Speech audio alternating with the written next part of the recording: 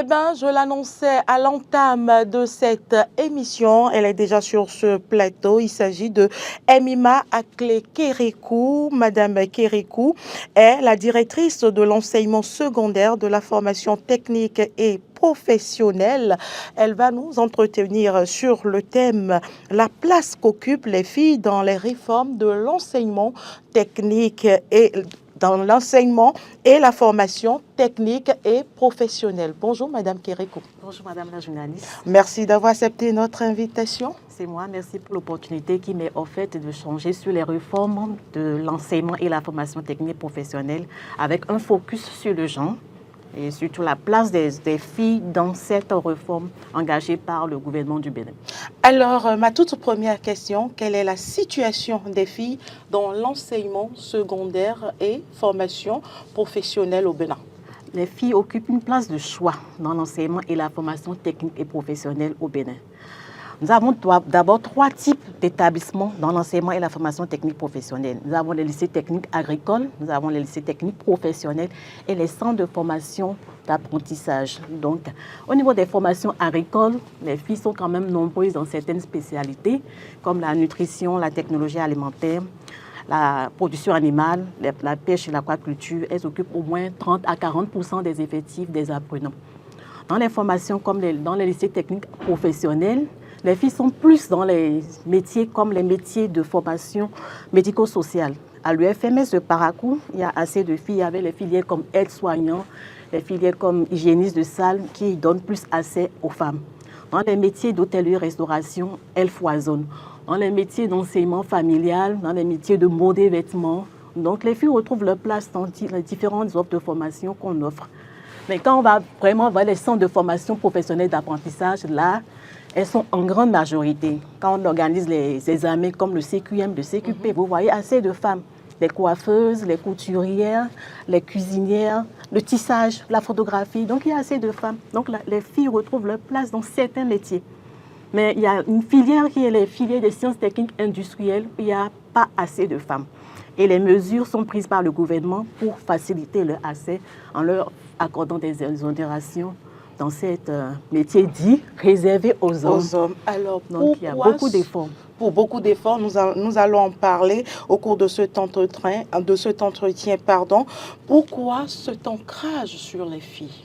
Oui, cet ancrage est nécessaire. C'est pour corriger les inégalités liées aux gens et pour favoriser l'accès dans différents offres de formation que nous donnons, surtout celles réservées aux hommes, parce qu'il y a beaucoup d'opportunités que les filles aussi pourraient tirer de ces offres de formation. Donc aussi, on dit, comme dans le langage, éduquer une fille, c'est éduquer une nation. Donc encore quand on les forme dans un métier, elles arrivent à exercer, elles deviennent autonomes, elles contribuent à la charge familiale, elles s'épanouissent, elles contribuent au développement de la nation. Les filles ne doivent pas être mises de côté dans le cadre de l'émergence du Bénin. Donc nous voulons qu'elles accèdent aussi, qu'elles contribuent, qu'elles participent au développement de notre nation. Alors, vous avez entamé déjà les réformes. Qu'est-ce qu'il faille retenir par rapport aux filles? Par rapport aux réformes, les réformes visent à constituer le capital humain qualifié, compétent pour accompagner tous les projets d'investissement en cours et entrepris par le gouvernement béninois dans sa trajectoire de l'émergence. Donc, il faut que tout le monde puisse tirer de ces opportunités qui se dégagent de la matérialisation de ces projets. D'où la stratégie vise à former des professionnels épanouis, aptes à répondre aux besoins de cette économie. Et par rapport à ça, les actions sont retenues. C'est d'abord accroître l'accès, l'équité et l'égalité aux offres de formation, mais aussi inverser la tendance. Nous envisageons renverser la tendance et que 70% de nos apprenants qui ont achevé leur éducation de base puissent s'orienter vers l'enseignement technique et la formation professionnelle, qui forment au métier d'avenir, qui forment plutôt à l'exercice, à la profession. Et quel impact ces réformes pourraient avoir? En quoi consiste-t-elle concrètement? Ça consiste déjà à construire assez d'établissements. On a prévu construire 30 lycées techniques agricoles. Les existants seront modernisés et aussi accompagner les formateurs, les recycler pour qu'ils puissent accompagner les réformes en cours. Et pour cela, il est prévu des mesures incitatives pour faciliter toujours l'accès des filles à ces offres de formation. Et aussi, il est prévu aussi la construction des latrines. Par exemple, les latrines pour les filles gens et les latrines de garçons. Il est prévu aussi que les filles bénéficient assez de bourses, assez de kits, assez d'accompagnement quand même pour accéder aux offres de formation et tirer profit de tout ce qu'on est en train de faire. Quels sont les objectifs que vous visez à travers ces différentes réformes? Les objectifs, je l'avais déjà dit, c'est inverser la tendance et constituer le capital humain prêt à accompagner tout ce qu'on est en train d'entreprendre. Parce que le gouvernement du Bénin a tellement de projets structurants, des projets d'investissement et tout le monde, tous les jeunes doivent saisir l'opportunité de ces projets. Et beaucoup de projets qui sont instruits dans le cadre de la mise en œuvre de la stratégie de l'ETFP nous accompagnent dans ce sens. Et une part belle est réservée aux filles. Par exemple, le projet Suède accorde des transferts monétaires d'une valeur de 27 500 aux filles dans certaines filières. Au moins 200 filles en bénéficient depuis 3 ans. Il y avait le projet Prodige qui a aussi accordé des bourses de formation gratuites aux filles. Et il a ménagé à cet effet même des espaces communautaires d'accueil des enfants, des filles mères, pour qu'elles puissent quand même suivre la formation et faciliter leur maintien. D'autres projets, des bourses d'excellence de la BCAO à hauteur de 300 000 sont accordées aux filles les plus méritantes, toujours pour les encourager à entreprendre la formation professionnelle et technique. Et j'en passe, il y a tellement de mesures et d'accompagnement, surtout avec les projets qui accompagnent la mise en œuvre de la stratégie de l'ETFP. Alors, dites-moi, est-ce que vous parliez tantôt de 30% de filles, de jeunes filles dans ces formations professionnelles? Est-ce qu'elles toutes arrivent à aller au terme de leur formation? Avec tant de mesures que je viens de citer, c'est normal qu'elles arrivent, 90% arrivent vraiment à se maintenir et à finir leur formation. Aujourd'hui, elles sont vraiment suivies. Il y a des points focaux gens qui sont installés dans tous nos établissements. Il y a des cellules d'écoute des enfants. Il y a beaucoup de mesures prises aussi par l'État, les lois qui les protègent en cas d'harcèlement. Les filles peuvent dénoncer les enseignants qui les harcèlent et ces enseignants sont en même temps irradiés. Donc il y a la loi qui protège les filles. Il y a des cellules d'écoute qui sont là et qui les accompagnent et qui aide au maintien de ces filles dans la formation professionnelle. Les grossesses sont non désirées également à 0%, hein, désormais. Vous êtes sûr? Je suis sûre, il y a tellement les de jeunes filles, oui. Aujourd'hui, avec les jeunes filles, sont très sensibilisées.